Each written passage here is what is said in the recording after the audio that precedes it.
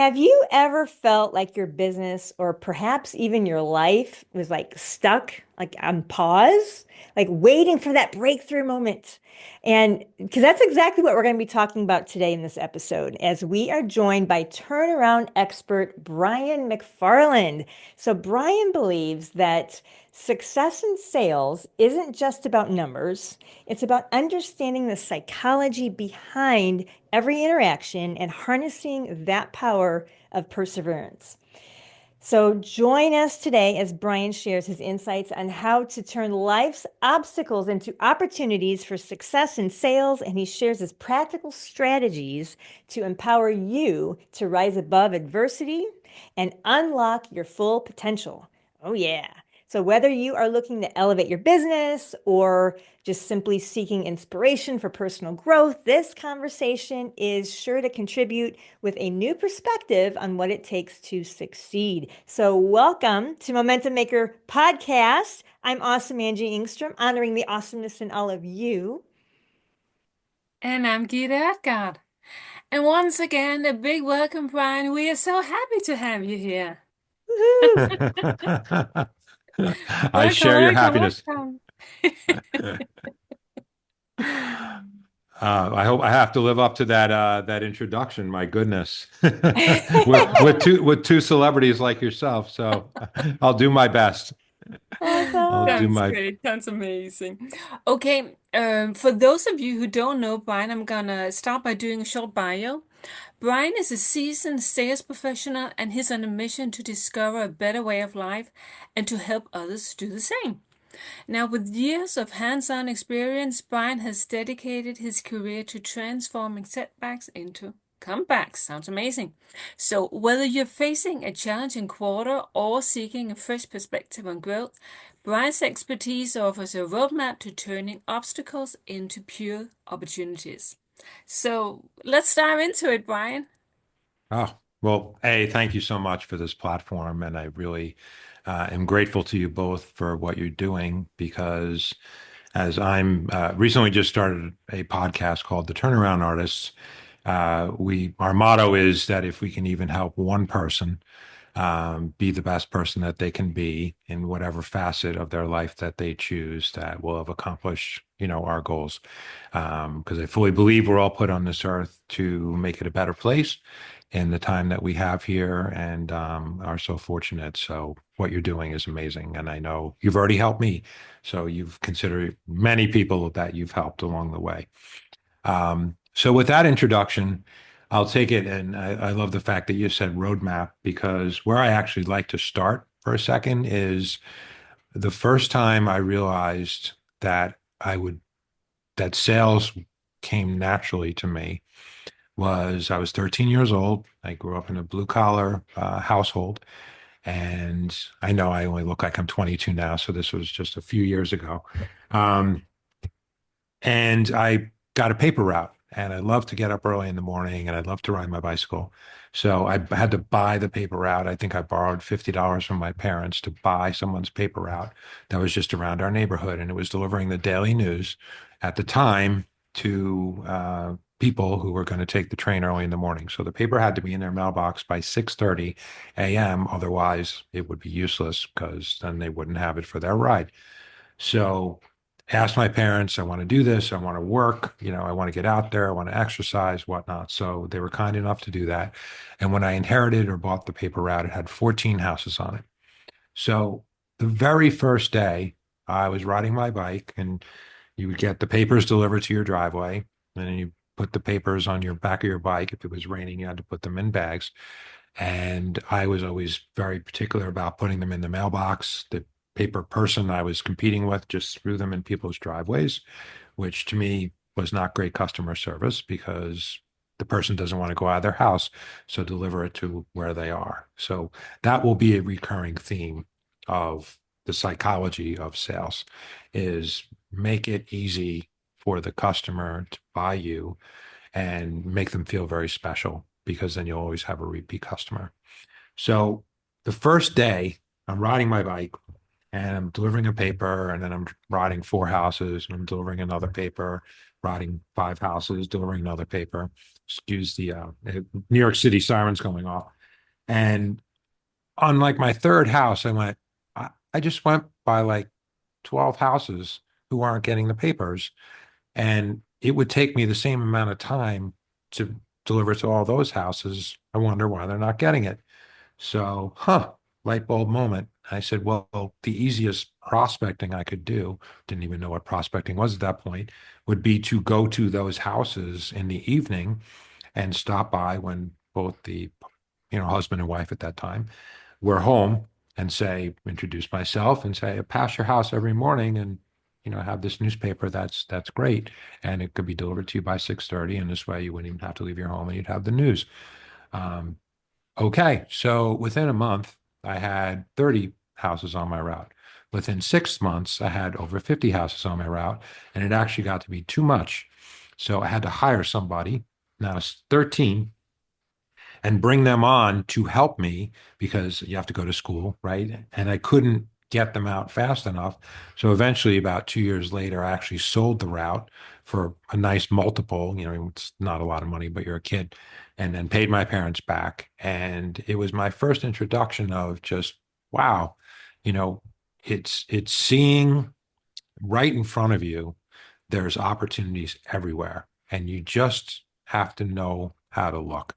And that was just such a great symbolic way in which I've looked at absolute everything in my life, from newspapers to vitamins to home freezer plans to bottled water to advertising in every capacity, and my services of sales coaching and whatnot. So it's all the same. It's just understanding what does another human need or want. How can you bring that product or service to them with a big smile on your face and make them feel like there's an equal value exchange of your product, good, or service to filling a need, that they have. So I appreciate you listening to my Oh my story as a gosh, I love that. I love that. Yeah. Yeah, such a 13 great years old, you're story. starting sales already. A Yeah. team, a sales team. Like, yeah. Yeah. that's so awesome. So talk to us a little bit more about the process of, building a sales team, because it sounds like that's is that where your strengths are, is building the teams in sales? Yeah, well, that started it, and then I was during college.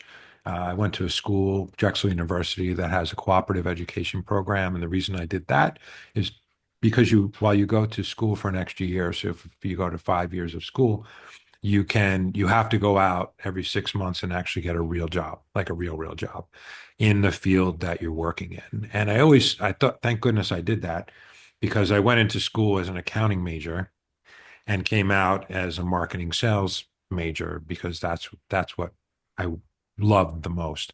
And in between, I tried hotel restaurant management. I've always been in food service, part-time in some capacity. I tried accounting. I tried investment banking.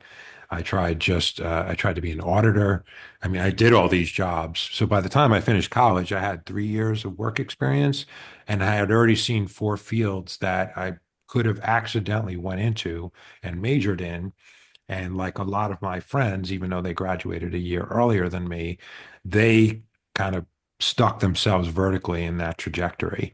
So if I had just went to a 4 year school for accounting and it would have come out and been an accountant, I would have seen very quickly that that wasn't what I wanted to do, or that honestly, what I don't think was within my skill set of how I could best be of service to others, and also in compensation. I don't think I would have realized my potential. So during that time, every place I went, I would wind up, if in any selling capacity, I would immediately rise up to be the best salesperson. So once I got to be this best salesperson, the boss would say, well, could you teach and coach and bring on some other salespeople because you seem to have a formula for success to do this? So I didn't know anything about management. I just wanted to do my own thing. So I kind of went kicking and screaming into it because I just wanted to do my own thing. But then I saw that there was both a financial benefit and a personal benefit to helping someone else be their best version of themselves. So that is what really embarked me on this journey where wherever I go, whether I'm an individual contributor, or whether I built a sales organization, as I've done several times in my career, I'm always coaching and training and sharing with people who are wise enough, I guess, would say, to kind of do what I did in the beginning. Every place I go to work, I start to get to know people, and I ask one question: Who's the best here? And everybody, there's always one best. And they go, why? And I said, because respectfully, I'm going to learn from them. I'm going to take them out to breakfast tomorrow. And I'm going to sit across from them very humbly and say, well, I was told you're the best. And, oh, wow, what makes you the best? And they generally offer up that information. They're kind of surprised. And then they ask, like, well, how come you ask? And I said, well, actually, what I want to tell you is rising tides shift all boats. And my mission within a year is I want to be the best. So I'm going to give you a serious run for your money because you're the best. I'll always share back with you because we're a team, but I do have this inherent need to be number one in everything I do. That is sometimes met with a look of shock. Like, wait, I just gave you all my secrets and now you're going to beat me with them. And the answer is yes, but I'm going to provide you, with everything I learn along the way because we're going to make each other better. And if we make this office better and we make the organization better, that everybody's going to benefit. That can be a hard sell to do with somebody, but that's where the element of just one's personal charisma and actually really being an authentic person comes into play. Because if you're, say like Johnny Sales, you know, schlack or whatever it was called, that's probably not the best term. If you come across as a used car salesperson and you're just doing the dance, we all know, like very superficial people, everybody reads through that, right? And that's not how anyone wants to be treated. And some of those people can be very successful in the short term. But I've never seen someone who gives off that vibe or that energy that makes people feel like, I just, who did I just buy from? I don't want to call them again because I feel like I was just some sort of number, on their plate to do that with. So when people, whether internally or externally, literally feel my authenticity that I want to do right by them, then it's no surprise that within a year or two, every place I go, I do wind up being the number one person there. So just by that evolution, you then, not every great player can be a great coach, but I have found that I can be both the best player and then roll in to being the best coach that I can be because I've been trained. But my mentors along the way have been so incredible, and I've maintained those relationships throughout decades of selling to this very day.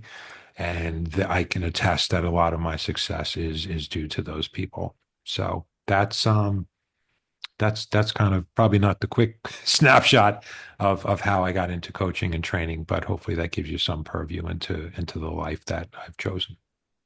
I Mm. love that. Like you inherently, I mean, that just came out of you, that whole, I'll sum it up in two words. This is my favorite phrase recently. Be human. Like just be human. And and it just inherently came out of you to go into that first office and just say, hey, let's go out to who's the best and let's go out to lunch. I love that. I absolutely love that. That's Wow. phenomenal.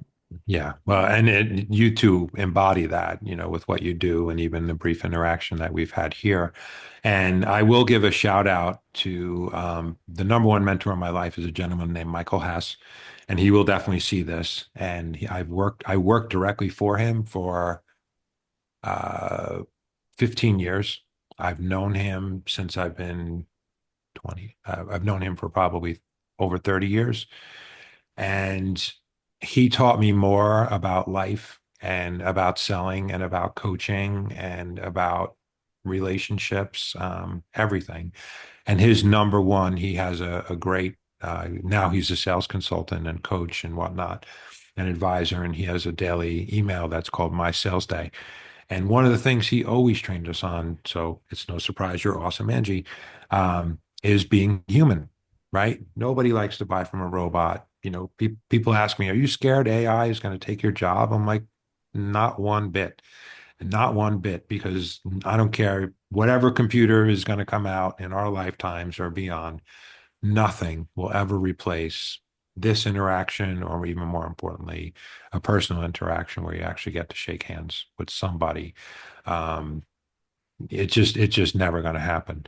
So that was always his philosophy. And in giving another really shout out to him, in something that I learned, because it was a mindset change that I've also tried to teach to younger people. And I worked for him at Rolling Stone magazine for 7 years, and I was the number one salesperson there, and I was pretty immature. I was myopically focused on what how much money I was going to make.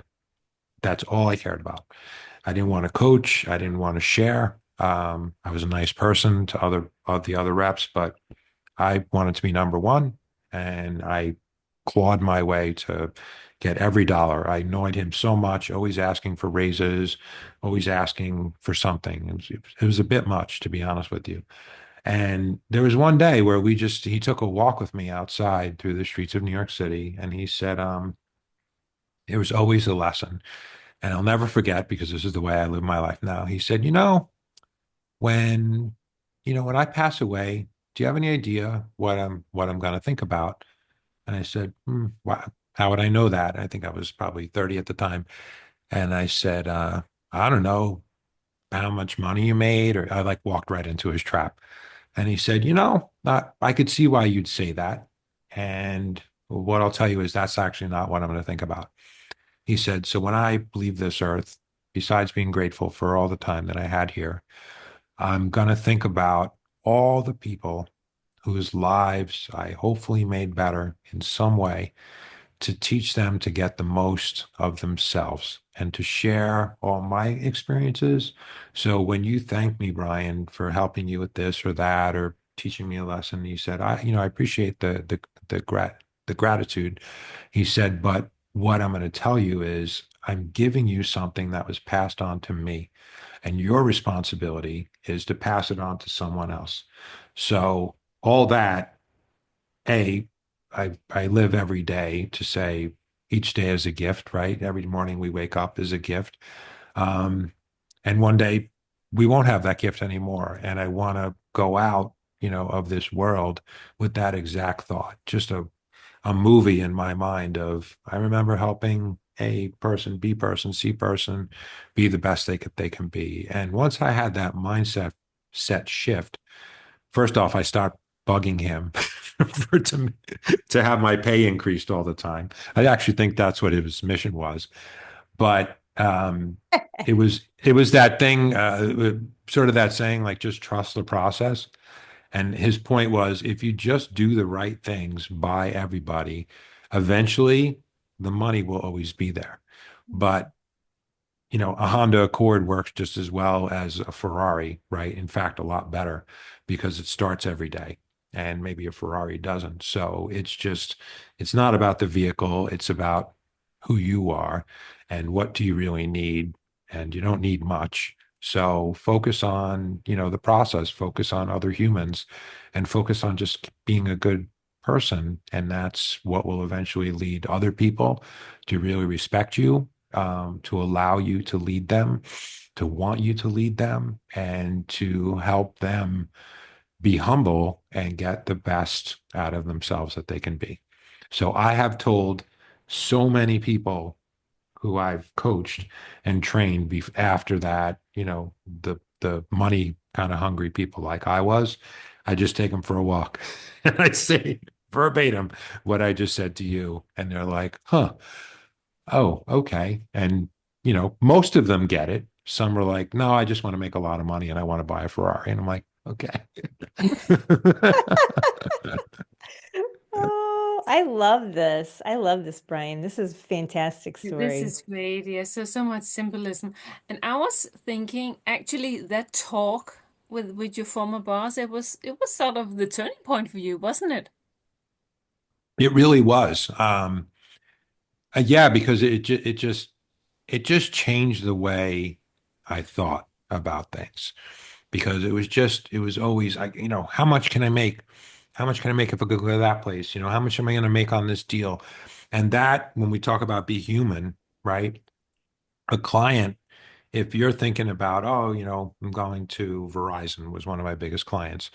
And if I'm sitting across from them, and some days I was like that before this conversation, and I'm looking at the piece of paper and I'm like, well, if they sign it for 2 million, I get X% of that and I'll make this and whatever. And all of a sudden, the human across the table is looking at you, who generally doesn't make as much as the salesperson, and it's going, hmm, what what's he thinking about right now? He doesn't look like he's has my best interests in his mind. They don't need to be a rocket scientist to start going, I think he's calculating what he's going to make on this thing. And that doesn't make me feel good, right? You can go in the cab on the way home and you can think about what you're going to make on something and you can celebrate and you can do all those things. I never would tell anyone differently. And I did that, but I was coming across with that little bit of a yucky feeling. And a few people did tell me that. Um, After I made this shift, uh, it was noticeable. So some people would say, I've noticed, year over year, there's this, I'm really enjoying, working with you even more. Is there something that changed? People I was really close with who were on the buy side. And I said, actually, thank you for asking because I want to apologize because last year I may have come across as maybe a little greedy or a little self-centered or a little self-focused, and that maybe wasn't completely showing that I had your best interests at heart or your client's best interests at heart. But I always honor the people who taught me these things. And I said the really where it came from and the position, the mindset change was the fact that, sorry for all the dogs barking. They're looking to be trained and coached right outside my door. Um, We can't even hear him. I can't even hear him. oh, good, good, You're all good. good.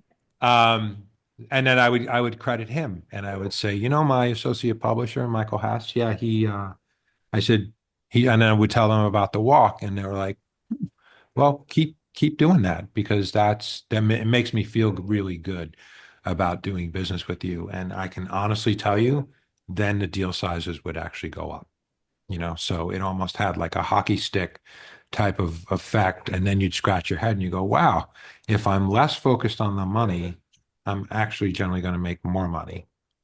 So, and everybody feels good about it. So it was a real pivot and a change. And when I talk about pivots, I'm looking at some of the notes I made. There was another real pivot in my life that became sales, and I didn't understand that it was sales. But when I grew up as that teenager, I was a big kid and I lifted weights and whatnot, and I played basketball. And I was also a kid who had a lot of anger and rage, not for any particular reason, just it was the way I was wired. So if somebody, pushed me on the basketball court, I'd push them 3 times as hard, and it wasn't a good thing. So I had a basketball coach, Ozzie Stewart, who was on Long Island, who I credit the following with. He pulled me aside one day and he said, it was after I had an altercation with a teammate, and he said, listen, you've got grit, right? You're not the most gifted. You weren't handed you're not Michael Jordan, right? You weren't touched and have this unbelievable physical ability. Like you work for everything you have. Um, but you also have an issue in that you're you're an angry person. And when you're pressed into situations, it comes out and it comes out in the wrong way.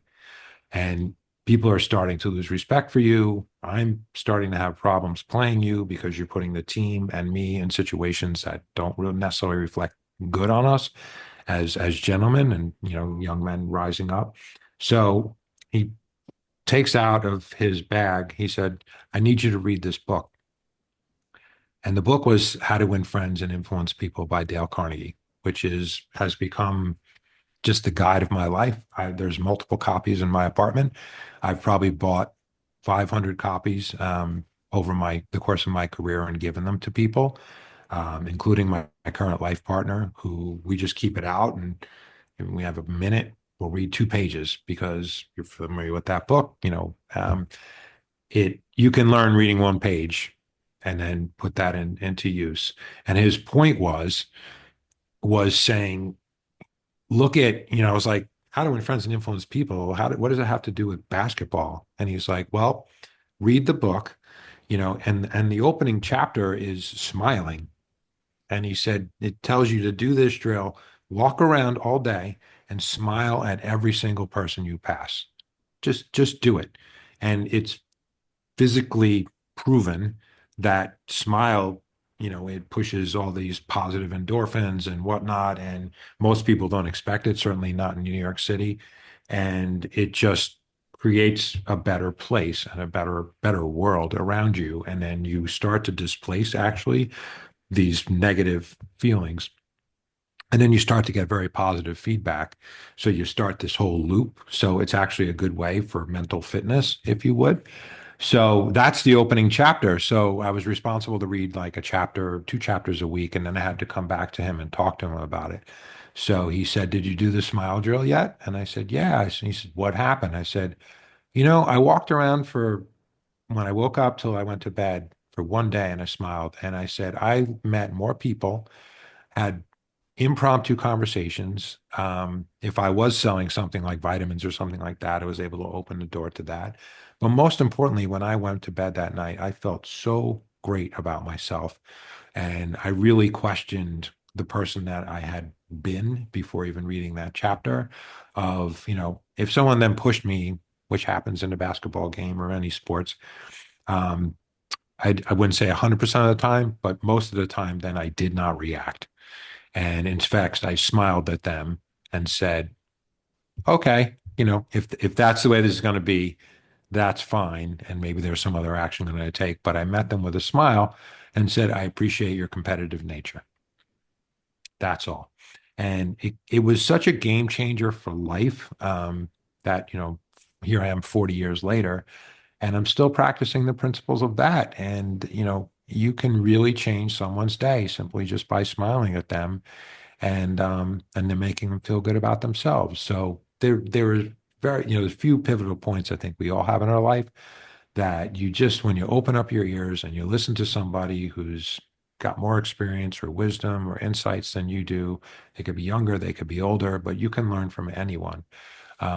Then you just become, just overall a better person. And everybody loves to teach and everybody loves to share their own wisdom. So I think, you got to be a lifelong learner. And I think that's one of the keys to success in life. I love that you had mentors in your life to be able to recommend these things. I had a mentor early on that recommended that book as well. And he was very successful in business. And he always said, read that book from cover to cover every single year. Every single year, make sure you've read it cover to cover. And I'll never forget that. And he was a very successful businessman. And yeah, wonderful book. How to Win Friends, Influence People. Yeah. It Yeah. really, Gold Yeah, medal. it's a great book. I absolutely agree. I read it too. Classic. yeah, yeah, Yeah. it really is. It really is. And when I was, and I was brushing up for this discussion, which again, I'm so thankful for. Um, I was uh, presenting to some individuals that were asking me about sales coaching and sales training and what's my philosophy and whatnot. And I had written within my advertising industry, there's a publication called Media Post, and in 20 and over 10 years ago, they had asked me to start a column, and it was the name of the column I started was The Art of Selling because I'm a musician. I do a lot of things. I'm a fitness instructor, so I have a lot of outside hobbies outside of, but they're all about, sharing something and making people feel good because that makes me feel good. Um, so I was able to pen two columns for them, which was in the art of selling, navigating agency client dynamics, and then making time count in the art of the sale. And the top line, what each of those articles were was I when I came out of college, I had a professor, may he rest in peace, named Norm Lebron, who was just a brilliant sales coach and sales trainer, if you would. And I'll give a quick anecdote. So I was in college. I wanted to get into his class. Everybody wanted to get into Norm Lebron's class because it was half because he was supposedly easy to get a good grade in, and it was half because of the person that he was.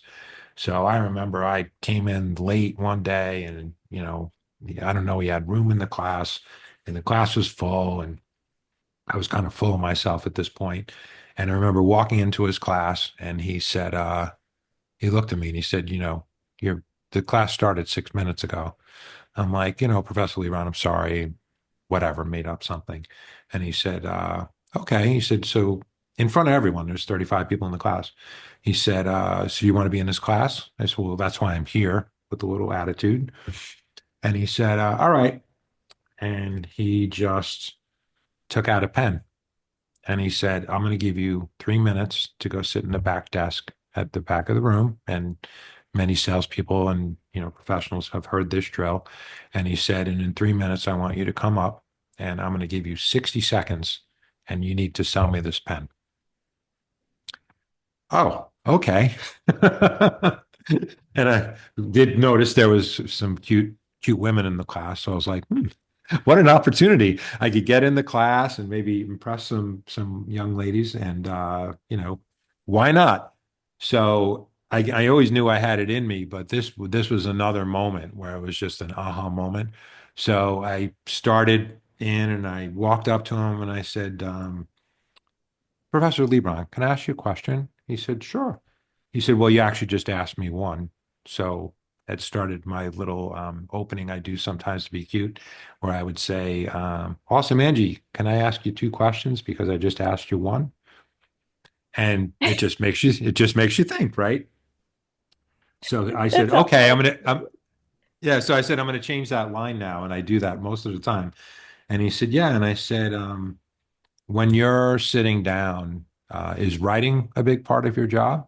And he said, well, yes, it is. And I said, what's one of the things that can bug you sometimes when you go sit down to write? And I'm looking at my watch and I'm like, I have 60 seconds.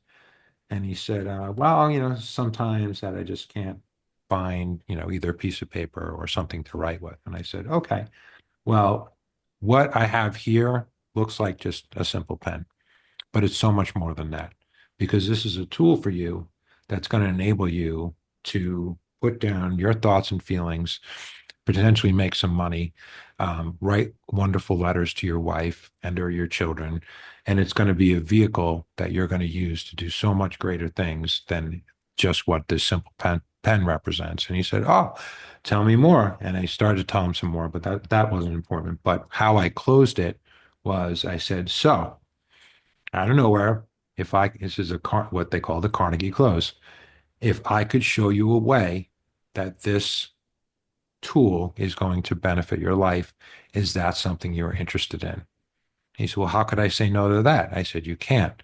And I said, by the way, it's as smooth as a baby's bottom. And that line, which just came out of nowhere, the class was roaring. And I don't know where it came from. And I probably haven't said it since I've been 20 years old. And he just looked and he said, I'll buy the darn pen, go sit in the back of the class. You're in the class. And then he said, but see me after class. And you two are probably very well behaved individuals growing up. So I did get called to be after class. And then generally that was a bad thing. And everyone, ooh. And I was like, okay, but I didn't care because I known what the job I did. But to close it out, I stayed after class and he said, all right, so you're in class. He said, a couple things. I said, what? He goes, don't ever be late again. He said, great lesson here. He said, because when you're late, you're telling me your time is more valuable than my time.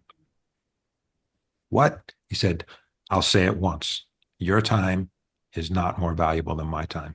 So don't ever be late again. Silence. You got it. And he said, second, you are you have the raw talent to be the best salesperson I've ever met in my life. So I want to work with you. So, and then we started this relationship I had till he passed, probably a decade or so ago. And I kept in touch with his son, who's like a dean in a business school. And after he passed, and I found out, I called his son, and who I'd met when he was a little kid. And I said, I just want to tell you, man, I know you probably know this because he raised you. I said, but your dad just meant more to me than anything, any person in my life to that point, because just that simple interaction. And I told him that story. And there was times when it was a rough time in college, and I would drive my car out to his house, and we would just sit on the back steps, and we would just talk, and have a glass of lemonade. And I would cry to him about different things, and had some real troubles there. And, you need these people in your life, right? And to make yourself the best you can be. And that seems to be a theme of your show. It seems to be a theme of what everyone has helped me to be. And then our responsibility is doing exactly what you're doing, is to pay it forward, to offer people up, for free. They can go on your YouTube channel and just watch some content and walk away, like I've done to so many of your episodes, and go, wow, that made me feel good. That taught me something, and it has real world application. And both of you have wonderful, charming personalities. So it's just like, you just feel great walking out of that interaction. So I thank you both for it, because you've made me a better person already. Oh, thank you so Thank much. you. Yeah. Really appreciate you sharing all that, Brian. Oh my gosh.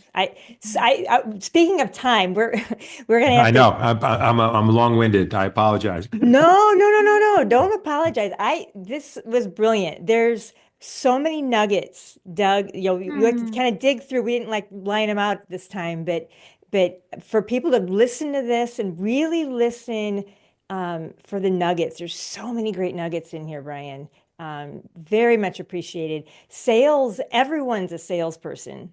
It doesn't matter who you are. If you're human, you sell something. Exactly right. You're selling yourself, you're selling broccoli to your kid, you're selling all the time, whether you are a sales, an official salesperson title or not, you're always in sales. And again, my favorite phrase right now is just be human. Just be human. And what you were kind of alluding to a little bit, I wanted to add, I would love to keep talking. We do have to wrap this up. Um, Sure. but improv, I took improv classes a few years back through Second City here in Chicago. And I honestly believe, because what you were doing was impromptu speaking. And it's when you're in improv, you got to think on your feet fast. And you're not trying to judge or do anything. You're just being human. You're just being human. And I think everyone should, first of all, read that book you recommended, How to Win Friends, Influence People, and potentially take an improv class. Because I don't think you've not taken improv, have you, Brian? I have not, but with my current life partner, who also grew up most of her life in Chicago, she wants to be a comedian and or a writer. I'm looking into that too. The SNL 50th anniversary was just Yes, recently, right? Second yes, City, Tina Fey, who yes. I've met before, who's amazing. You could have been on SNL if you wanted to, I'm sure. But yeah, improv, it's it's in every aspect of your life you can use it. It's going to help Yeah. you. And I was going to say, anyone to get a high school diploma in this country, this is my thing, should have to go through an 8-week course of improv because it just teaches you how to be human and not judge yourself, not judge other people, just be human and live in the moment. And so thank you for all these wonderful nuggets today, Brian. And you brought back some fun memories of mentors I've had in the past, and just what a blessing that you've been on this path with sales and having all those people to mentor you. So thank you for sharing it Well, forward to our audience and listeners. absolutely. Thank you for the Anything you want to platform. I add, really Gitte, as we wrap this up? No, yeah, I was just gonna say thank you for sharing your life in sales and um, all the lives lesson you've learned during that time. It's been truly amazing. So thank you so much. it's my pleasure, and I thank you both for the platform you provided. I love this. So, any last comments while we wrap this up? Because I think we're complete. You had so many good nuggets. So I think we're just going to wrap it up here. I'm awesome, Angie. And I'm Gitte, and thank you, Brian, so much for joining us today. It's been a true pleasure. Thank you. Yes, and thank you, listeners, for listening to the Momentum Maker podcast. So keep your momentum, keep moving forward. Thank you, Brian, once again for joining us today. And if you happen to be listening to this and you happen to be a course creator or a business owner spending too much time selling one-on-one and you're ready to condense time and sell one to many, this is a little different sales conversation than what Brian was talking about. But what we do with Elite Virtual Stages, you can open up a tab on your browser and go to elitevirtualstages.com/blueprint and learn how you can share your expertise and make a 6 and even 7-figure day, using live virtual events, selling one to many rather than the one-on-one. So it's just another way of doing sales and just being human and you're just sharing yourself and your expertise with the world. So thank you all for listening. Thank you, Brian. Thank you so much.